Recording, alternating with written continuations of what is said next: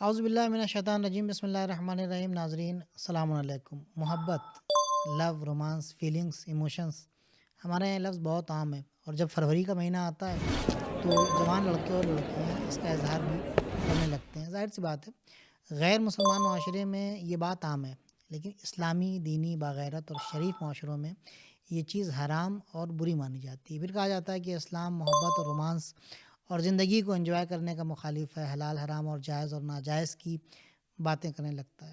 تو سوال یہ ہے کہ کیا محبت کا اظہار کرنا بری بات ہے؟ کیا رومانس کرنا، زندگی کو انجوائے کرنا کوئی جرم ہے؟ اسلام کی ہر جگہ حلال اور حرام کا مسئلہ کیوں اٹھانے لگتا ہے؟ آج ہم اسی ٹاپک پر بات کریں گے۔ اس ویڈیو میں ہماری ساری باتیں اسلامک پوائنٹ آف ویو سے ہوں گی، اور اس پروگرام سے ہمارا مقصد مسلمان اور شریف معاشرے کے جوانوں کے لیے اسلامک پوائنٹ آف ویو کو کلیئر کرنا ہے۔ دیکھیں، کسی بھی ملک، قوم، دین، انسٹیٹیوشن، ادارے، آفس وغیرہ میں ایک چیز کامن ہوتی ہے، اور وہ قانون ہے۔ کیا کرنا ہے، کیا نہیں کرنا ہے، کس کی کیا حد ہے، اسے حد میں رہنا ہے، حد سے باہر نہیں نکلنا ہے، یہ ساری چیزیں ڈیفائنڈ ہوتی ہیں، جسے عام اصطلاح میں ڈوز اور ڈونٹس کہا جاتا ہے۔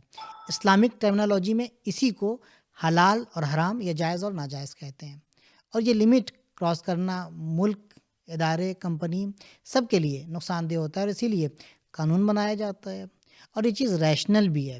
اب چونکہ اسلام ایک ریشنل اور بیلنسڈ مذہب ہے، اس لیے اس کی ساری باتیں قانون اور حد کے اندر ہوتی ہیں۔ اب آئیے اوپر کیے گئے سوالوں کے جواب کی طرف چلتے ہیں۔ اسلام نہ ہی رومانس کرنے کا مخالف ہے، نہ ہی اظہار محبت کرنے کا مخالف ہے، اور نہ ہی زندگی کو انجوائے کرنے کا مخالف ہے، بلکہ وہ ان تمام چیزوں کو عبادت قرار دیتا ہے۔ نبی اکرم صلی اللہ علیہ وآلہ وسلم کی حدیث میں ملتا ہے، اگر شوہر اپنی بیوی کو محبت کی نظروں سے دیکھے اور بیوی اپنے شوہر کو محبت کی نظروں سے دیکھتی ہے، تو اللہ ان دونوں کو محبت اور رحمت کی نظروں سے دیکھتا ہے۔ تو محبت کرنا بری بات نہیں۔ اب سوال یہ ہے کہ محبت صرف دل ہی میں رکھی جائے یا اس کو اظہار بھی کیا جائے؟ اس سلسلے میں رسول خدا صلی اللہ علیہ وآلہ وسلم فرماتے ہیں کہ اگر کوئی شخص اپنی بیوی سے کہتا ہے انی احبک، یعنی آئی لو یو، میں تم سے محبت کرتا ہوں، تم سے پیار کرتا ہوں، تو یہ بات اس کے دل میں رہ جاتی ہے، اور ہرگز بیوی کے دل سے یہ بات جاتی نہیں ہے۔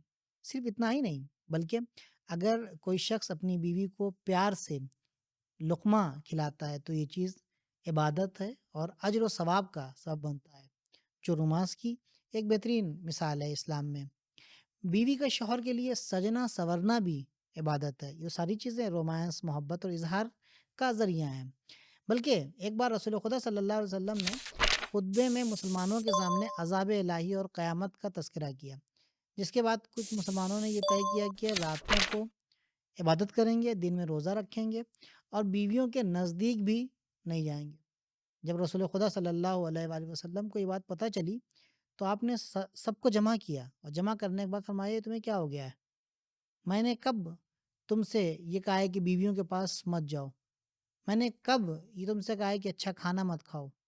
میں نے کب کہا ہے کہ تم جو ہے وہ حلال چیزوں کو اپنے اوپر حرام کر لو؟ یہ ایسا تم نے کیوں کیا ہوا ہے؟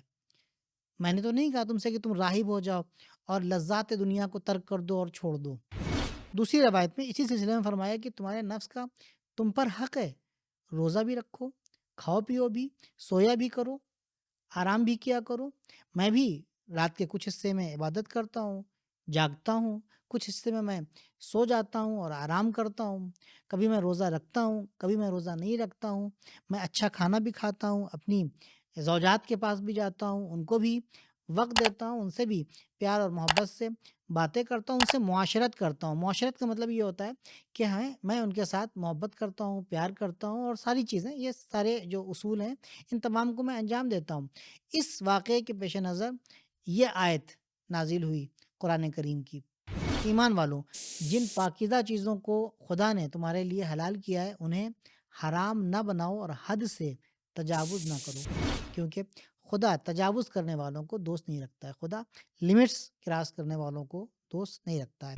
اس آیت سے اور اس واقعے سے معلوم ہو جاتا ہے کہ اسلام نہ ہی زندگی کو انجوائے کرنے کا مخالف ہے، نہ ہی رومانس کرنے کا مخالف ہے، اور نہ ہی اظہار محبت کو برا مانتا ہے۔ لیکن ان سب میں جو چیز امپورٹنٹ ہے وہ ڈوز اور ڈونٹس ہے۔ یعنی حد اور لیمٹس کی رعایت کرنا ہے. یعنی انسان رومانس کر سکتا ہے، اظہار محبت کر سکتا ہے، زندگی کو انجوائے کر سکتا ہے، فن کر سکتا ہے، چل کر سکتا ہے، لیکن دائرے میں رہتے ہوئے. اور دائرہ حلال ریلیشن شپ ہے. دائرہ حلال ریلیشن شپ ہے. سوال یہ ہے کہ یہ حلال اور حرام کی ہم رعایت کریں ہی کیوں، اس جمیلے ہی میں کیوں ہم پڑھیں؟ تو اس کا جواب یہ ہے کہ جس طرح ملک، آفس، ادارے وغیرہ کے رولز کو فالو کرنا ضروری اور واجب ہوتا ہے، چاہے وہ ہمیں اچھے لگیں یا نہ لگیں، اسی طرح زندگی کے اصول کو بھی، زندگی کے کچھ اصول ہیں ان کو بھی فالو کرنا ضروری ہوتا ہے، چاہے وہ ہمیں اچھے لگیں یا اچھے نہ لگیں. کیونکہ اگر ہم لمٹ کراس کریں گے، قانون اور اصول زندگی کو توڑیں گے، تو اس کا برا اثر ہم جہاں پر بھی ہیں، ملک، ہمارے ملک پر، آفس، ادارے، سماج، اسکول، کالج، جہاں پر بھی ہیں اس پر پڑے گا. اور نقصان خود ہمیں بھی ہوگا، جس کا اندازہ ہمیں رول توڑتے وقت نہیں ہوتا ہے. اور یہ بات ریشنل ہے اور عقل مند انسان اسے قبول کرتا ہے. تو اسلام کے مطابق لڑکی اور لڑکے کے درمیان رومانس، اظہار محبت کی حد جائز تعلقات ہیں، اور شادی سے پہلے اس قسم کے تمام چیزیں لمٹ کراس کرنا ہوتا ہے. تو اسلام رومانس، اظہار محبت وغیرہ کا مخالف نہیں ہے، بلکہ لمٹس کراس کرنے کا مخالف ہے. اب اگر کوئی کہے کہ اگر پسندیدگی کا اظہار ہی نہیں کریں گے، محبت کا اظہار ہی نہیں کریں گے، تو شادی تک بات کیسے پہنچے گی؟ اسی لیے 14 فروری کے دن ہم یہ اظہار کرتے ہیں، تو اب اس میں کیا حرج ہے اسلام کو، اور اسلام اس طرح کے قانون کیوں بناتا ہے؟ تو اس کے جواب میں آپ کی خدمت میں عرض کریں کہ پہلی بات تو یہ کہ 14 فروری کا دن محبت کے اظہار کا دن نہیں ہے، بلکہ ہوس، ناجائز تعلقات، بیجا خرچ اور کچھ مخصوص انڈسٹریز کو فائدہ پہنچانے کا دن ہوتا ہے. کیونکہ اس ایک دن تک پہنچنے کے لیے بہت سے ایونٹس ہوتے ہیں، بہت سے دن ہوتے ہیں. جیسے 7 فروری کو روز ڈے، 8 فروری کو پرپوز ڈے، 9 فروری کو چاکلیٹ ڈے، 10 فروری کو ٹیڈی ڈے، اور 11 فروری کو پرومس ڈے، اور 12 فروری جب آتی ہے تو اس دن آ جاتا ہے ایک ناجائز ڈے، جسے یہ لوگ کہتے ہیں کس ڈے. پھر آ جاتا ہے 13 فروری کو ہگ ڈے، یہ بھی ناجائز ہے. 14 فروری کو بھی آپ کا آتا ہے وہ دن کہ جس دن ناجائز تعلقات عام طور سے قائم ہوتے ہیں. ان تمام ڈیز میں یہ جو آخری کا مرحلہ ہے جہاں پہ محبت کا اظہار نہیں ہوتا ہے بلکہ ناجائز تعلقات قائم ہوتے ہیں، اور پھر سماج میں حرام کاری، بدکاری اور بد کرداری کو بڑھاوا ملتا ہے، یہ سب چیزیں لمٹس کراس کرنے کے ضمن میں ہی آتی ہیں.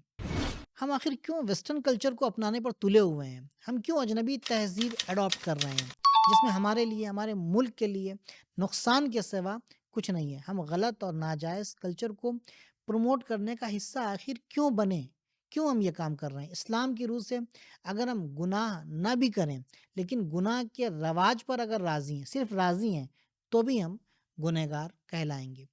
دوسری بات، اگر ہم کسی کو پسند کرتے ہیں، جو سوال ہوا تھا اوپر کہ اگر جب تک پسندیدگی کا اظہار نہیں ہوگا تو شادی تک بات کیسے پہنچے گی، اس لیے 14 فروری کو یہ کام کرتے ہیں. تو دوسری بات یہ ہے کہ اگر کوئی کسی کو ہم پسند کرتے ہیں اور شادی کرنا چاہتے ہیں اور اپنی رضایت کا اظہار کرنا چاہتے ہیں، تو اس دن کے علاوہ بہت سے مناسب طریقے ہیں اور مبارک دن موجود ہیں جہاں لمٹس بھی کراس نہیں ہوتی ہیں، جہاں جائز رشتے بھی ہو جاتے ہیں، جیسے والدین یا بزرگوں یا کسی اور کے ذریعے سے ہم رشتہ بھیج سکتے ہیں، یا لمٹس میں رہتے ہوئے خود ایک جوان اپنا رشتہ دے سکتا ہے، جہاں کمٹمنٹ ہوتا ہے، ایک دوسرے کا احترام ہوتا ہے، ایک دوسرے کی نسبت ذمہ داریاں ہوتی ہیں، مل جل کر اچھے، پاکیزہ اور حلال معاشرے کی بنیاد پڑتی ہے. لیکن اس کے مقابلے میں یہ خاص دن جو ہے وہ حرام کاری اور بدکاری کو بڑھاوا دینے کا دن ہے.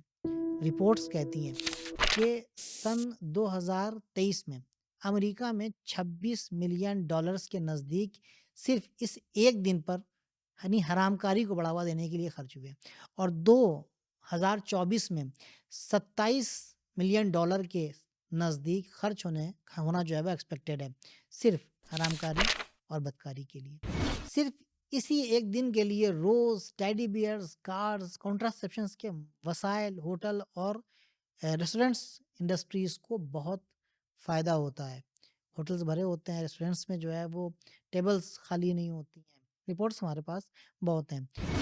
2019 کی رپورٹ کے مطابق ہمارے ہی ملک میں، اپنے ملک کی بات کر رہا ہوں، کہ اس ایونٹ کے اوپر 15 بلین روپے خرچ ہوئے. اندازہ لگایا جا رہا ہے کہ 2024 میں صرف کارڈ پر 80 سے 85 بلین ڈالرز کا خرچ ہوگا۔ یہ رقم کسی چھوٹے ملک یا ہندوستان کے کسی صوبے کے ایک پورے ایک سال کے خرچ کے برابر ہو سکتی ہے۔ اور سوچنے والی بات یہ ہے کہ یہ فضول خرچی اور غیر مناسب اور ناجائز کاموں پر بیجا پیسہ لٹانے کا عمل اس ملک میں ہو رہا ہے جو گلوبل ہنگر انڈیکس میں 125 ملکوں میں سے 111ویں نمبر پر ہے، جہاں کے بہت سے باشندوں کو دن بھر میں ایک ٹائم کا کھانا بہت مشکل سے نصیب ہوتا ہے۔ وہ بھوک سے اپنی جان دے دیتے ہیں۔ یہ اس ملک میں ہو رہا ہے جہاں پر بچے بھات بھات کہتے ہوئے یعنی کھانا مانگتے مانگتے دم توڑ دیتے ہیں۔ اگر محبت کرنا ہے، اس کا اظہار کرنا ہے تو لمٹ میں کیجیے، اور کرنا ہی ہے تو پہلے ملک اور دیش سے کیجیے۔ اتنا پیسہ لٹانے کے بجائے ایسی جگہ خرچ کیجیے جہاں اس کی ضرورت ہے۔